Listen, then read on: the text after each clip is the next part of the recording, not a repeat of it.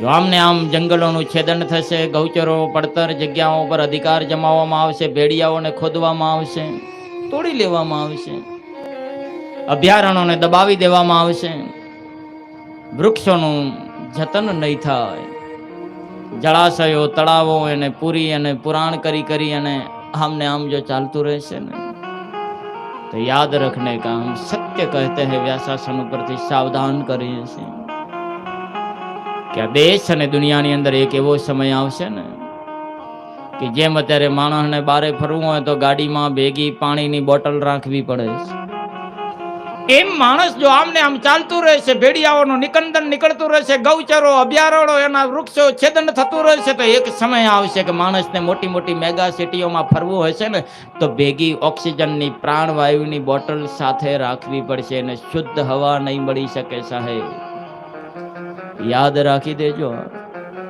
એટલે બ્રાહ્મણ તરીકે નમ્ર પ્રાર્થના છે, વ્યાસપીઠના માધ્યમથી પ્રાર્થના છે અને સત્તાધીશોને તો ખાસ બ્રાહ્મણની પ્રાર્થના છે ભાઈ કે ગૌચરોની જગ્યાઓનું જતન કરજો, પડતર જગ્યાઓનું જતન કરજો, અભયારણ્યોનું જતન કરજો, ભેડિયાઓને રક્ષણ કરજો,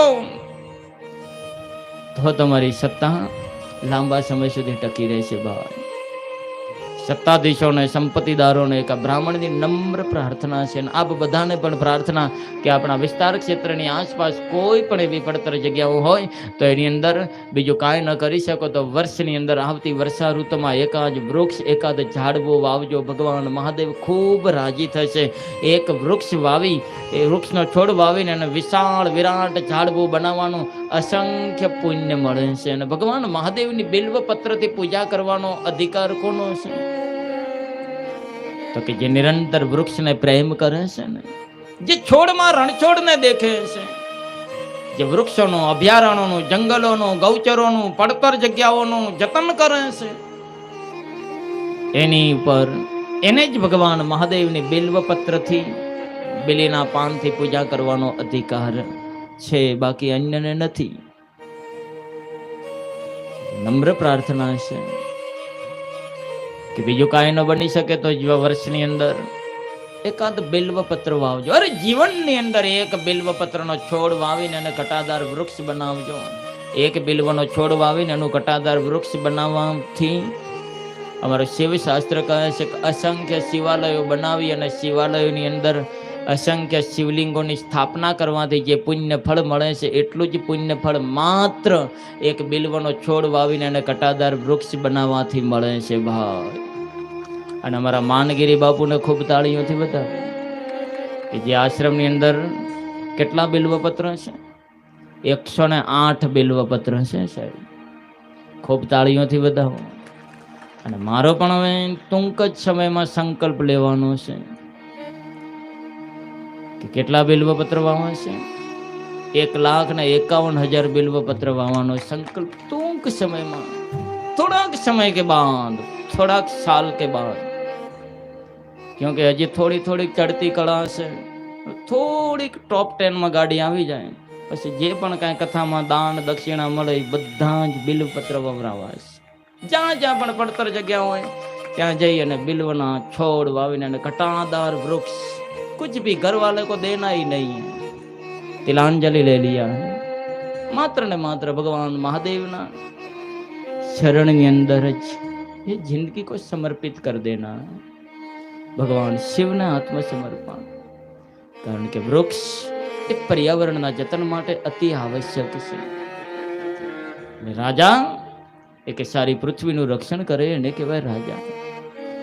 યજ્ઞ કરે કરાવે, દાન લે આપે, વિદ્યા ભણે ભણાવે, સનાતન ધર્મ અને સંસ્કૃતિના સંસ્કારોનું સમાજની અંદર નિરંતર ઉત્થાન કરવાનો પ્રયત્ન કરે, એ બ્રાહ્મણનું કર્તવ્ય છે. ક્ષત્રિયનું કર્તવ્ય એટલે પ્રજાનું રક્ષણ કરવું.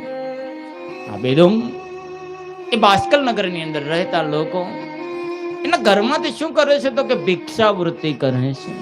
અને સ્વાભાવિક છે ભિક્ષાવૃત્તિ પણ બ્રાહ્મણ કરી શકે છે. એને કોઈ વેદ નીતિ ઇત્યાદિ ન આવડતો હોય તો એ ભિક્ષાવૃત્તિ કરી અને પોતાનું ગુજરાન ચલાવી શકે છે. અને બેદુંગી ભિક્ષાવૃત્તિ કરે છે. એની બાસ્કલ નગરમાં કેવા લોકો રહે છે તો કે પાપી લોકો રહે છે. અને પાપિયાના ઘરનું અનાજ ભિક્ષામાં આવી અને બિદુંગ ખાય છે. એટલે એની મતિ પણ કેવી થાય છે તો કે બેર મારી જાય છે. સાધુ બ્રાહ્મણ એ બધા માંગી શકે છે, એનો જન્મસિદ્ધ અધિકાર છે બ્રાહ્મણનો, સાધુનો. માંગવો એ સાધુ બ્રાહ્મણનો જન્મસિદ્ધ અધિકાર છે, પણ માંગવાની પણ રીત હોવી જોઈએ.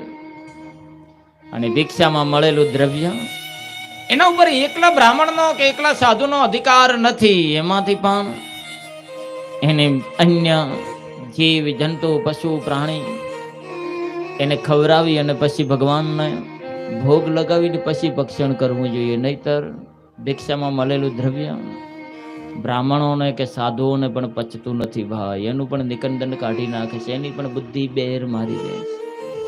કારણ કે 18 ઘરનો લોટ આવે, એની લોટને શુદ્ધિકરણ કરવા માટે શું કરવું પડે? તેમાંથી ભોજન તૈયાર કરી કૂતરા, કાગડા, ગાય ઇત્યાદિનો કાઢી અને ભગવાન મહાદેવને સમર્પિત કરી અને કોઈ અતિથિને જમાડી અને પછી જમવું જોઈએ. નહીતર એને ન પચે ભાવ, ઉસકો ભી પચતા નહીં, એને પણ પચે નહીં. જે અન્ય કાર્યથી પોતાની આજીવિકા ચલાવે છે ને એને તો જે પણ કમાય છે એમાંથી આપણી ભાગવત ગીતા અને આપણા શાસ્ત્રો કહે છે કે 10મો ભાગ કાઢવો. પણ જે સાધુ સંતો બ્રાહ્મણો જે આ ધર્મ કાર્ય કરી અને જે પણ કાંઈ એમને દાન દક્ષિણામાં ધન મળે છે ને એના તો 3 ભાગ કરવાનું કહ્યું છે શિવ મહાપુરાણમાં. 3 ભાગ. શિવ કથા વાંચવાની 3000 રૂપિયા દક્ષિણા મળી હોય ને તો એના 3 ભાગ કરવા પડે. 1000 રૂપિયા પોતાના માટે, 1000 રૂપિયા ધર્મ કાર્ય માટે અને 1000 રૂપિયા ફરીથી પાછી આગળ જ્યાં પણ કથા ચાલુ કરવાની હોય એ શિવ કથાનો વ્યાપ વધે એમાં નાખવા જોઈએ. આમ 3 ભાગ કરવા જોઈએ. એટલે તો અમારા ઘણા બધા કથાવાચકો પોતાના આશ્રમો ચલાવતા હોય, પોતાની ગૌશાળાઓ, પોતાની શાળાઓ, પાઠશાળાઓ ઇત્યાદિ ચલાવતા હોય છે. કેમ તો કે પચે નહીં. હવે દઉં જેને પાપીના ઘરેથી ભિક્ષા માંગીને એનું અનાજ ખાધું છે એટલે એ કેવો મહા અધમ વૃત્તિનો છે. અને એના ઘરની અંદર એક સુસંસ્કારી બ્રાહ્મણની કન્યા છે જેનું નામ શું છે?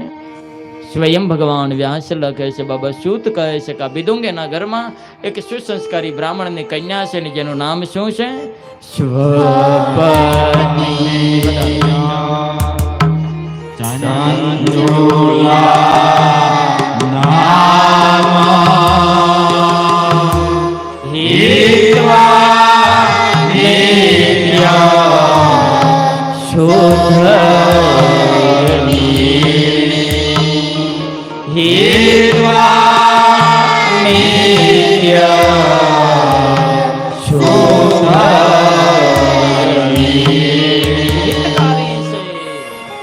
ધર્મનું આચરણ કરનારી છે જેનું નામ છે ચંચુલા.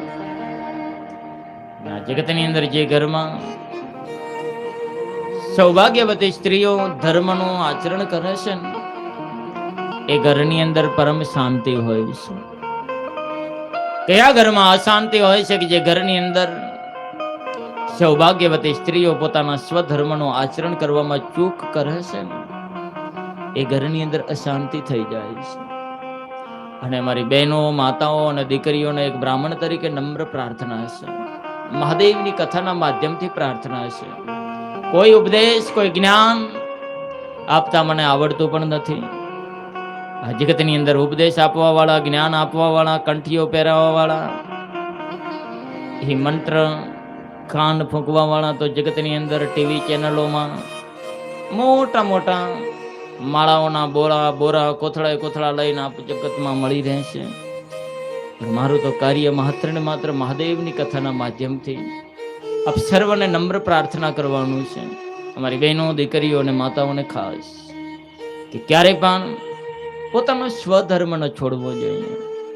સૌભાગ્યવતી સ્ત્રી માટે સર્વશ્રેષ્ઠ કોઈ ધર્મ હોય તો એ પતિવ્રતા ધર્મ છે. પતિવ્રતા ધર્મથી વધી અને સૌભાગ્યશાળી સ્ત્રી માટે બીજો કોઈ ધર્મ નથી. અમારું શિવ મહાપુરાણ કહે છે ભાઈ, એનાથી વધી અને બીજો કોઈ ધર્મ નથી. એક સૌભાગ્યવતી સ્ત્રી માટે પોતાનો પતિ એ જ બ્રહ્માનું સ્વરૂપ છે, એ જ વિષ્ણુનું સ્વરૂપ છે, એ જ મહાદેવનું સ્વરૂપ છે. અમારા શાસ્ત્રો કહે છે પતિર બ્રહ્મા પતિર વિષ્ણુ પતિર દેવો મહેશ્વર પતિર સાક્ષાત પરબ્રહ્મા તસ્મે પતિરે નમઃ તસ્મે શ્રી પતિરે નમઃ. સૌભાગ્યવતી સ્ત્રીએ કોઈ પણ જગ્યાએ જઈને કંઠી પહેરવાની આવશ્યકતા નથી, કોઈ ગુરુ બનાવવાની પણ આવશ્યકતા નથી. એના માટે એનો પતિ એ જ સર્વશ્રેષ્ઠ ગુરુ છે. એનાથી વધી ને જગતમાં બીજો કોઈ ગુરુ સૌભાગ્યવતી સ્ત્રી માટે નથી નથી અને નથી, એવો અમારું શિવ શાસ્ત્ર કહે છે. અને સાવધાન બનીને રહેજો અમારી બહેન દીકરીઓ માતાઓને नम्र प्रार्थना कि संसार में धर्म के नाम पर ढोंग करने वाले बहुत सारे लोग हैं, इन्हें सावधान बनीने रहजो.